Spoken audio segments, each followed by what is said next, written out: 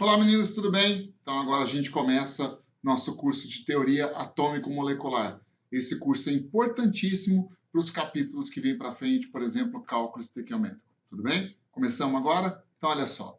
Para você ter ideia de teoria atômico-molecular, primeiro você tem que entender sobre unidades de medidas. Presta atenção. O que é fazer uma medida? Quando você precisa medir alguma coisa, o que é que você faz para medir alguma coisa? Para você entender direito, olha o exemplo que eu preparei. Ó. Imagina esse quadro como sendo o quadro da sua sala de aula. Eu quero medir o comprimento desse quadro. Como? Para você medir o comprimento desse quadro, primeiro você precisa de um equipamento para fazer essa medida. Que equipamento você pode usar? Pode usar 1 metro, pode usar 1 centímetro, aquele centímetro igual a costureira usa, pode usar uma trena, pode usar uma régua, certo? São vários equipamentos de medida. Você pode usar um equipamento aleatório, um pedaço de barbante, qualquer coisa você pode utilizar para fazer a medida desse comprimento.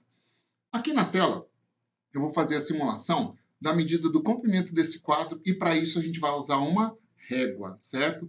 Nessa régua, olha lá na tela, ó, eu vou medir o comprimento desse quadro usando uma régua, que nesse caso é essa régua amarela aqui. Dá uma olhada. Desse jeito, eu tenho aqui, ó, uma régua, 2, 3, 4, 5, 6, 7, 8. Então, eu posso afirmar para você que o comprimento desse quadro aqui, ó, é o equivalente a 8 réguas. Então, veja, réguas. Então, veja, nessa nossa medida, o que a gente fez foi comparar o comprimento desse quadro com o comprimento de uma régua, tá certo? Então, eu utilizei uma unidade de medida aleatória, que nesse caso é uma régua, tá certo? Se de repente a gente convenciona que cada régua vale 1 metro, o comprimento desse quadro seria 8 metros. Então, olha só, para você fazer uma medida, qualquer que seja ela, nesse caso é uma medida de distância, você precisa de uma unidade de medida já pré-existente. Tem que haver uma unidade de medida para que você possa medir alguma coisa. No caso da unidade metro, alguma curiosidade sobre o metro, olha só. Lá no Gabinete Internacional de Pesos e Medidas, existe uma barrinha, né, de platina e irídio. Essa barrinha foi utilizada como parâmetro para medida de comprimento, medida de distância. É o que nós chamamos hoje de metro, né?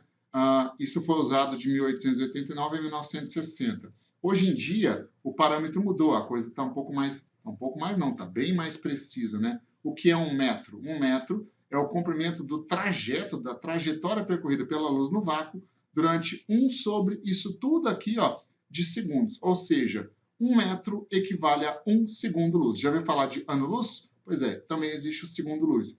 O comprimento equivalente a 1 segundo-luz é 1 metro, certo? Bom, aqui eu tenho no quadro algumas grandezas que fazem parte do Sistema Internacional de Unidades. Veja, medida de comprimento no Sistema Internacional de Unidades é o metro, cujo símbolo é M.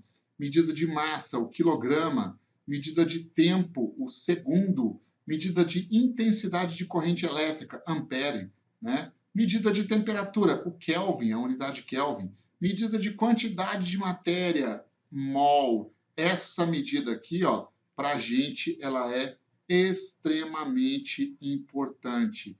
Basicamente, essa primeira e segunda aula desse primeiro módulo, a gente vai falar só sobre essa unidade de medida de quantidade de matéria que se chama mol. Tem até, ó, de intensidade luminosa que se chama candela, ok? Então, fazer uma medida é nada mais, nada menos do que fazer uma comparação. Quando você vai usar uma unidade de medida, a gente também pode usar um múltiplo ou um submúltiplo da unidade. Como assim, Ronald? É o seguinte, vamos pensar numa medida de distância, a medida metros, que é a nossa medida padrão para a medida de distâncias. Você pode usar um múltiplo, por exemplo, um múltiplo muito usado para metro é o múltiplo quilo, que significa 1000, ou seja, 10 à terceira. Então, quando você acopla o múltiplo quilo ao metro, você forma o quilômetro, que corresponde a 1000 metros. Da mesma forma, existem os submúltiplos, por exemplo, centímetro, milímetro. Vamos pensar no prefixo mili, que é muito usado. O prefixo mili significa a milésima parte, ou seja, 10 a menos 3. Escrevi errado aqui, ó. 10 a menos 3. Então, quando eu falo em um milímetro, eu estou falando em 10 a menos 3 metros. Quando eu falo em quilômetro, eu estou falando em 1000 metros. Tanto é que você pode substituir o prefixo quilo por 1000 ou o prefixo mili por 10 a menos 3. Aqui na tabela, ó, o prefixo quilo significa 1000, muito usado. O prefixo mili significa 10 a menos 3, muito usado. Em química também usamos bastante o prefixo micro, que significa 10 a menos 6. Como nós utilizamos esses múltiplos e por que utilizamos múltiplos? Vamos pensar num exemplo prático. Olha aqui, ó, deixa eu apagar isso que eu escrevi, para não me atrapalhar aqui.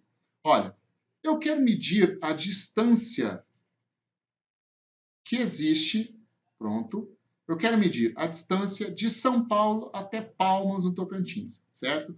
Para você medir essa distância, seria coerente medir essa distância em metros? Ou, melhor dizendo, é possível medir essa distância em metros? Claro, claro que é possível. Só que é uma distância muito grande para uma unidade de medida muito pequena. Então, se torna incompatível a dimensão da unidade de medida com a dimensão do que eu quero medir. Nesse caso, é mais viável nós medirmos essa distância em quilômetros, 1000 metros. Nesse caso, ó, a distância de Palmas até São Paulo é aproximadamente 1.735 quilômetros. 1.735 vezes 10 à terceira metros. Então, nesse caso, o prefixo quilo é interessante eu utilizar para aumentar a dimensão da minha unidade de medida, que nesse caso é um metro.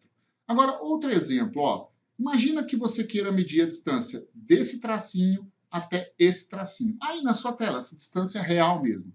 Se você quiser medir essa distância aqui, ó, entre os dois tracinhos, você poderia utilizar a unidade metro para medir essa distância? Sim, claro, você pode utilizar. Só que metro é uma unidade de medida muito grande para uma medida muito pequena, para uma dimensão muito pequenininha. Então, seria mais interessante você pegar uma régua e utilizar a medida em centímetros, que seria 110 a menos 2 metros, lembra que o prefixo centi significa 10 a menos 2, ou até mesmo milímetros, 10 a menos 3 metros. Então, os múltiplos aumentam a dimensão da sua unidade de medida e os submúltiplos diminuem a dimensão da sua unidade de medida. Tudo bem? Então agora a gente está com um problema seríssimo. Qual é o nosso problema? Nós precisamos medir a massa de átomos. Mas para medir a massa de átomos, você precisa de uma unidade de medida adequada para medir a massa de átomos. Assim como nós fizemos no slide anterior, onde a gente mediu a massa de um quadro fictício que eu coloquei nos slides aqui, certo? Vamos voltar. Para medir a massa de átomos, eu preciso de uma unidade de medida adequada para medir a massa de átomos. Seria adequado medir a massa de átomos com gramas ou quilogramas ou até miligramas?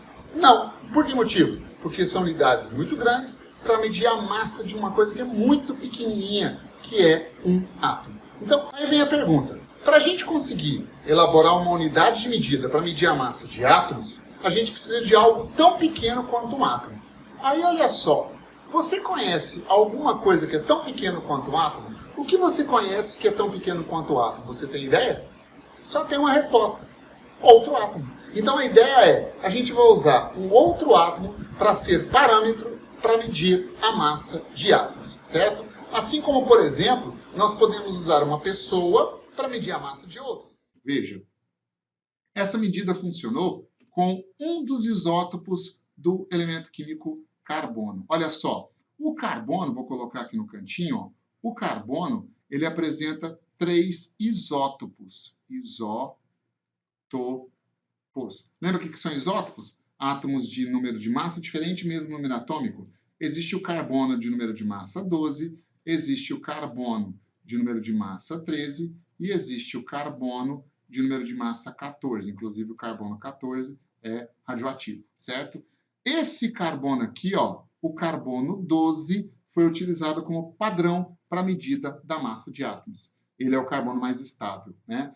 Então, se esse átomo aqui representa um átomo de carbono 12, eu já estou falando para você que a massa dele é 12, certo? Se eu já estou falando para você que a massa dele é 12, se eu pegar esse átomo de carbono e dividi-lo em 12 partes, você concorda comigo que cada partezinha dessa daqui, ó, cada fatia dessa daqui, corresponde a uma unidade de massa atômica? Então, veja, eu tenho aqui uma fatia dessa e essa fatia corresponde a uma unidade de massa atômica. A partir de agora, nós acabamos de criar o nosso padrão para medir a massa de átomos. Esse padrão vai se chamar unidade de massa atômica. E ele vale quanto? Ele vale 1/12 da massa do carbono 12. É exatamente essa fatia aqui, ó, esse fragmento da massa do carbono 12 que nós chamaremos de uma unidade de massa atômica. Assim como um dia alguém criou o quilograma, assim como um dia alguém criou o metro, assim como um dia alguém criou o segundo, o candela, lembra que a gente falou na primeira tela? Foi criada a unidade de massa atômica. E a partir de agora, a massa dos átomos será comparada com a massa desse fragmento, dessa unidade de massa atômica, certo?